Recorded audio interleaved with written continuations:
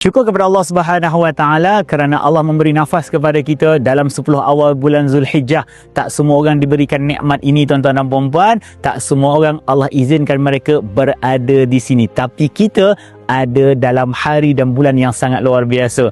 Jadi tuan-tuan dan puan-puan, banyak ibadah yang boleh kita lakukan pada hari-hari ini. Kita boleh berpuasa, kita boleh buat solat sunat, kita boleh baca Al-Quran, kita boleh bersolawat, dan saya nak mengajak salah satu ibadah terbaik juga, bersedekah walaupun hanya dengan RM1. Di mana tuan-tuan? Dalam pembelian tanah masjid pertama kita. Allahu Akbar. Kita sedang mengumpulkan dana untuk bahagian kedua dalam pembelian tanah masjid pertama kita.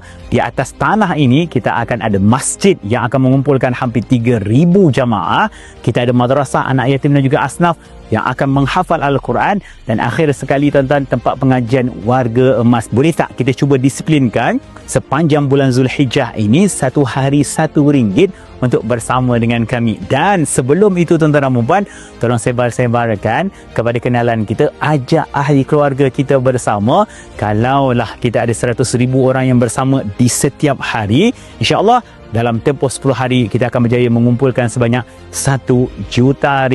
Benda ini tak mustahil tuan-tuan kalau kita bersama-sama. Jadi saya nantikan RM1 tuan-tuan dan puan-puan untuk pembelian tanah ini bersama. Moga Allah mudahkan segala urusan. Alhamdulillah. Jom berterima kasih kepada Allah.